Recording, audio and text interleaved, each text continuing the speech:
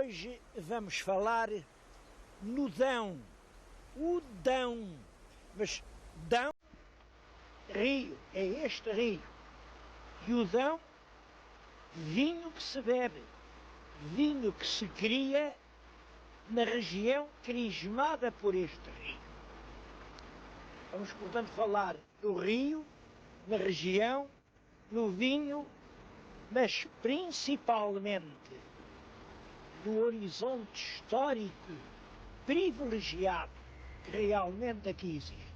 Antes disso, eu queria falar de duas outras coisas.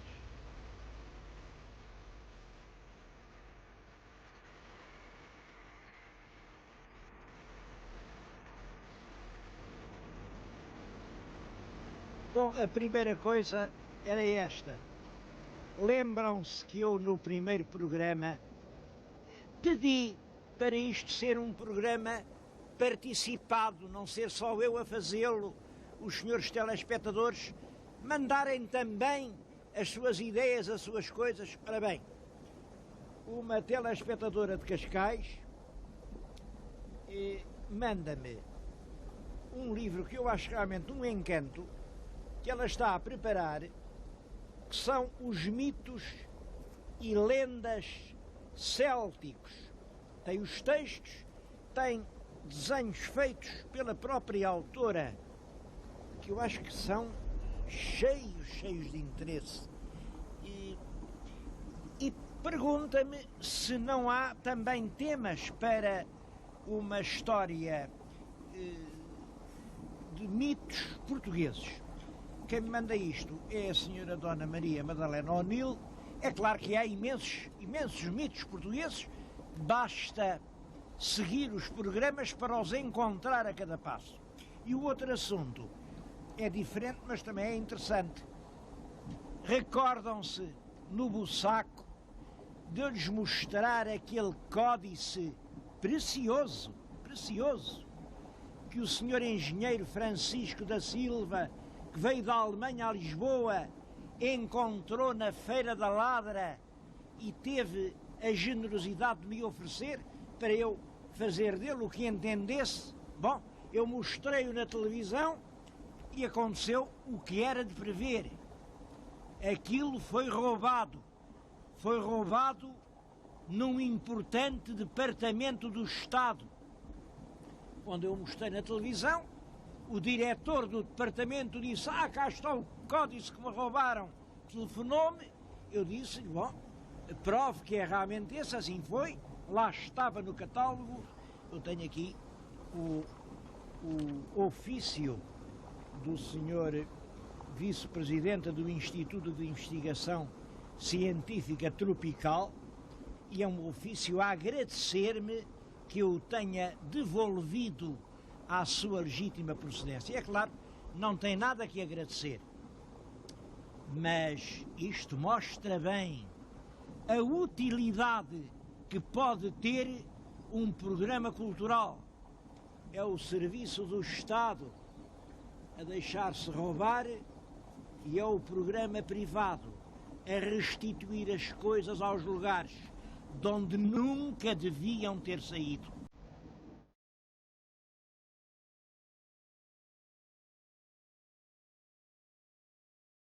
Esta região dos vinhos do Dão foi demarcada pela lei em 1912. É, depois da região do Porto, a mais antiga região portuguesa de vinhos demarcados. Bom, mas o que é preciso perceber é isto. Muito antes da lei, foi a natureza que a demarcou. E demarcou-a de uma forma muito clara. Fez uma espécie de grande berço de montanhas, a protegê-la da maresia e dos ventos que vêm do Atlântico. 3 serras: a Serra da Nave, a Serra do Caramulo, a Serra do Bussaco. Do outro lado, a protegê-la dos calores que vêm da meseta castelhana, a Serra do Açor, a Serra da Estrela, a Serra da Lousã. No meio fica um solo predestinado. É um solo feito da decomposição das grandes lajes de granito. Fica uma terra diferente e única no mundo. Única no mundo. É isso que explica que ela também dê um vinho diferente de todos os outros. Tenho aqui, junto de mim, uma prova desse vinho. É um vinho que tem vida. Este vinho em jovem é rubi. Parece um rubi claro ao sol. Depois o tempo passa e passa a cor do rubi e passa a ser assim de um vermelho espesso, acastanhado, cor de madeira antiga. E sobretudo o paladar, uma das características é o aveludado, o veludo dos vinhos do Dão. Devo dizer que lhe estou a falar de coisas extremamente importantes. Importantes para tudo, para a economia. A média de produção anual destes vinhos é de 30 milhões de litros. Vocês pensem bem, se o mundo soubesse quanto isto vale, quanto isto nos podia render. Este que eu estou a beber tem uma marca que se chama Foral do Conde Dom Henrique, porque o Conde Dom Henrique, que era o pai do Dom Afonso Henriques, no ano de 1102, deu um foral aqui a estas terras e no foral dizia: do vinho que der, a 10ª parte é para mim. Quer dizer, já antes da monarquia se bebia aqui este bom vinho na região.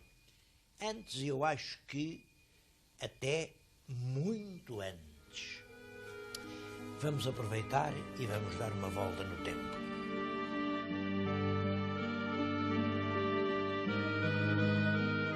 O povoamento humano aqui nesta região de Mangualde é antiquíssimo.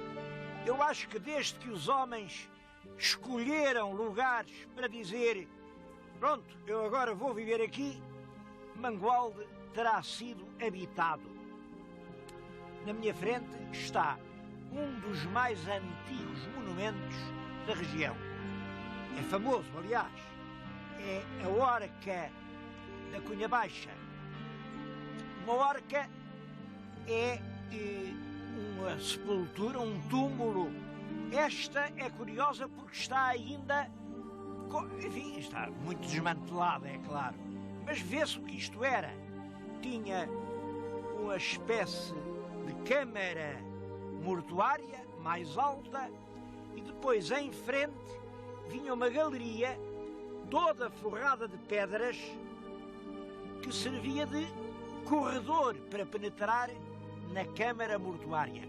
E tudo isso era coberto de terra, de maneira que ao longe via-se apenas uma ondulação suave no terreno. É, portanto, um lugar, um túmulo, uma sepultura coletiva da gente que vivia aqui haverá 5.000 anos. É realmente neolítico e o período em que isto funcionou foi 3.000 anos antes de Cristo até 2.500 anos. Portanto, este monumento tem 5.000 anos. Isto é para lhes dizer que as populações que habitavam a região há 5.000 anos tinham já um certo nível de bem-estar. Por isso, podiam fazer os seus túmulos. Não acredito que fossem túmulos para todos, naturalmente, eram túmulos para os chefes. Os meus telespectadores estão-se a lembrar das pirâmides. As pirâmides são ainda túmulos, são os túmulos maiores que há no mundo, creio eu. São os túmulos dos faraós do Egito. Mas a ideia é sempre a mesma: restituir o corpo à terra.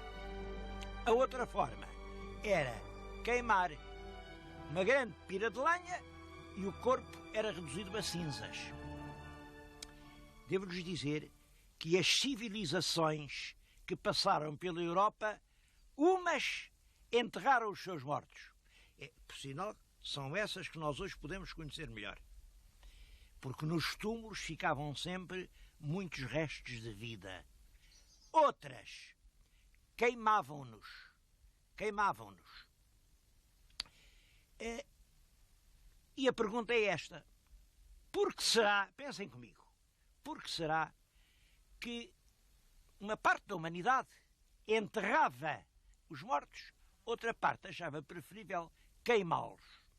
Isto tem sido discutido, naturalmente vêm logo umas grandes teorias, umas grandes complicações, ligam isto com visões do mundo, com filosofias do ser, e é possível tudo isso. É possível tudo isso. Em todo caso, há uma coisa em que é bom pensar.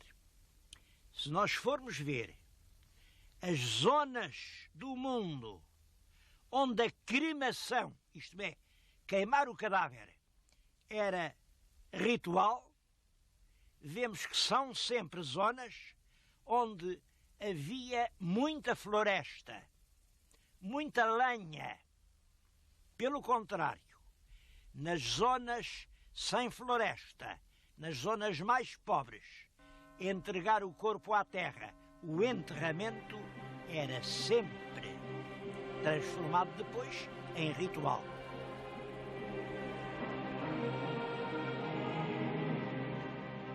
Depois daquele túmulo que vimos, passam 30 séculos.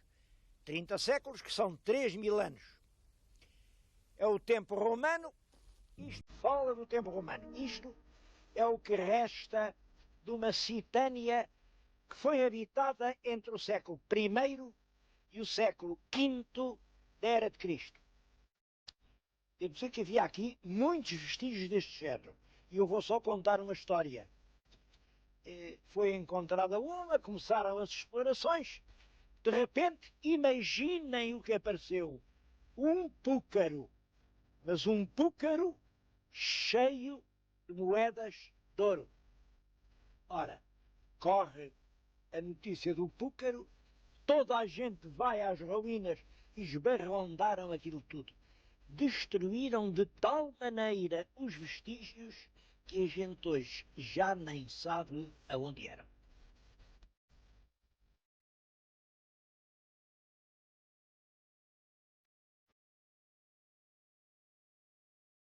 Bom, vamos agora andar mais 700 anos para a frente. Estamos no século XII, no tempo del rei Dom Afonso Henriques.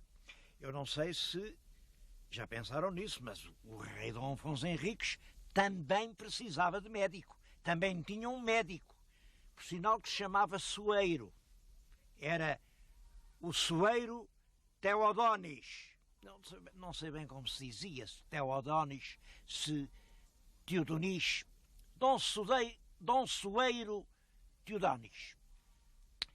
Foi médico, deve ter curado muita gente. A verdade é que quando chegou ao fim da vida, deixou de atender doentes e meteu-se num convento. Imaginem que estamos exatamente aqui,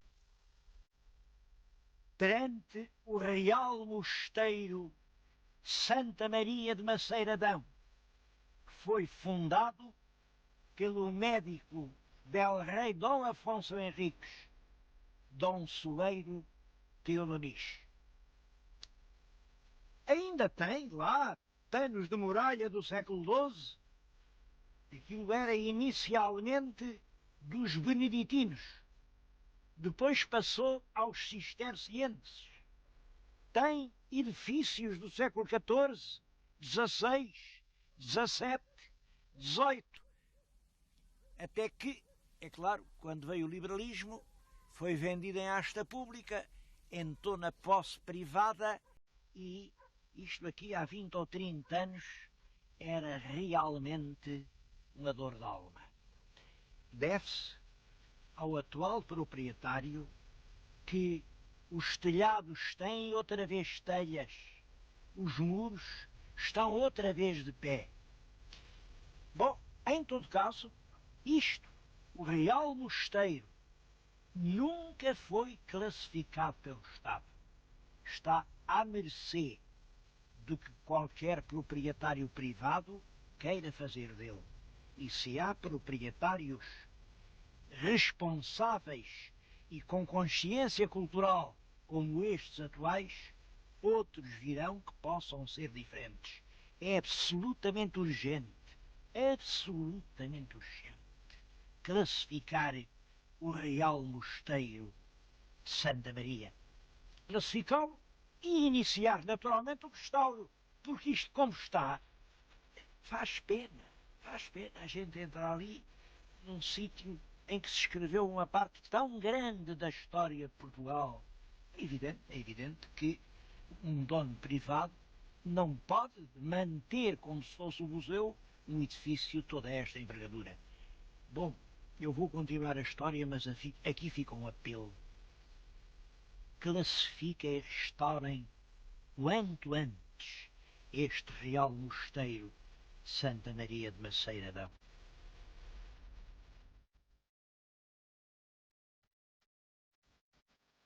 As partes mais modernas deste convento são já do século XVIII. Olhem para aquela coroa real, século XVIII.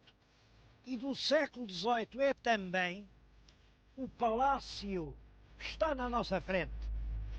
É o Palácio dos Condes da Anadia. Ele tem uma história. Bom, é uma história que eu vou contar. E, como sabem, as guerras fazem sempre enriquecer certas pessoas. Uma guerra tem duas utilidades.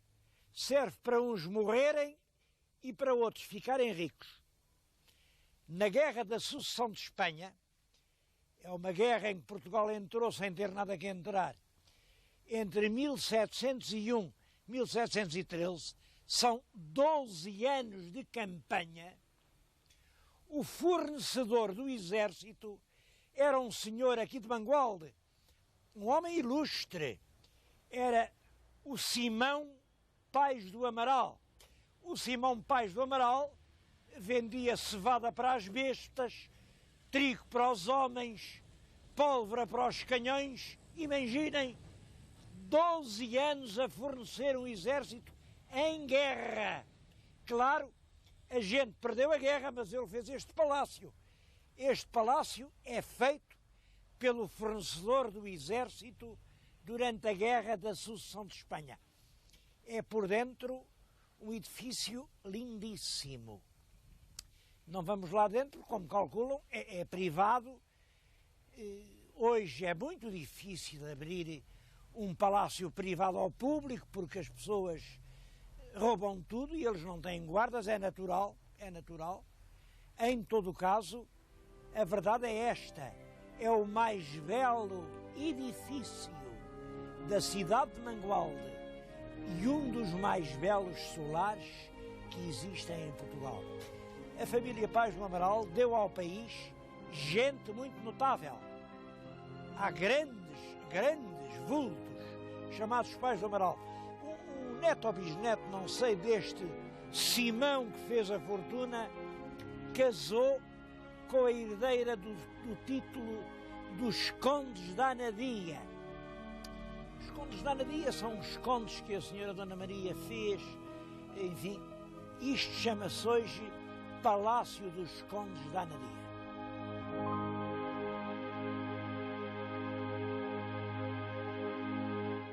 Ora, os fidalgos conseguiram fazer, no princípio do século XVIII, aquele magnífico palácio com o dinheiro da guerra. Mas no século XIX ainda fizeram mais. Fizeram este magnífico templo com o dinheiro da paz. Isto é a ermida da Senhora do Castelo, o mais famoso monumento de Mangualde.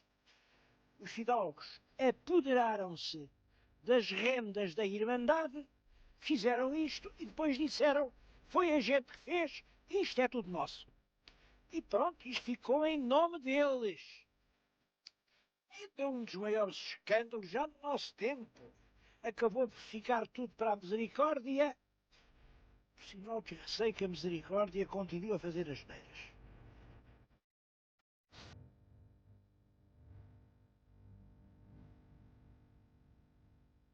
Este morro da Senhora do Castelo era um rochedo gigantesco, parecia uma pedra só, uma coisa imensa. E foi isso que atraiu os deuses e os castros e os santuários neolíticos. Era isso que fazia os milagres. Olhem aquela tábua. Era um homem aqui da aldeia, ia a caminho da Índia, vem uma tempestade favorosa, o navio estava a ponto de se afundar, e ele invocou a Senhora do Castelo.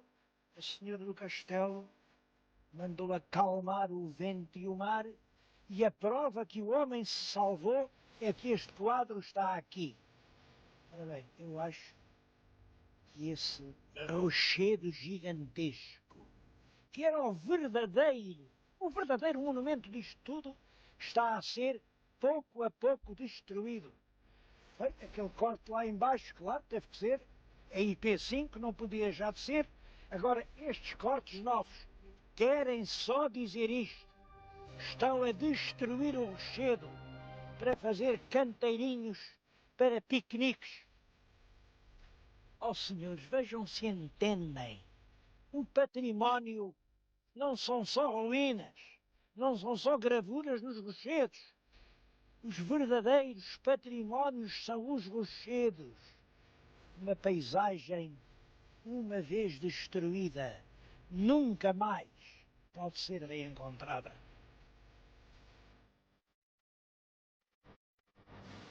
Senhora do Castelo. Mas qual castelo? A gente agora não vê castelo nenhum. Não vê porque o destruíram, deitaram-no completamente abaixo. Existia aqui um belo castelo que não se chamava Castelo de Mangualde. Porque tudo isto não se chamava Mangualde. Esta era a terra de Zurara, ou de Azurara. E aqui havia o castelo de Azurara. Na terra de Azurara havia muitas pequenas aldeias. Uma delas, um lugarejo insignificante, chamava-se Mangualde. Era uma entre muitas. Depois, com o tempo, este lugarejo de Mangualde fez-se uma vila, teve casa da Câmara, e os homens de Mangualde, subindo a corda do tempo a pulso, conseguiram fazer do seu pequeno lugarejo uma cidade progressiva. Mangualde é cidade desde há 10 anos. Há exatamente 10 anos. E o título de cidade, eu acho que ninguém lhe deu. Foram eles que o mereceram. Por um trabalho constante. Um trabalho contra todas as dificuldades. Num solo duro. Num clima agreste. Longe de tudo. Com cidades importantes perto que ajudam um pouco. Este heroísmo coletivo de Mangualde era só por si mais que bastante para que eu viesse hoje aqui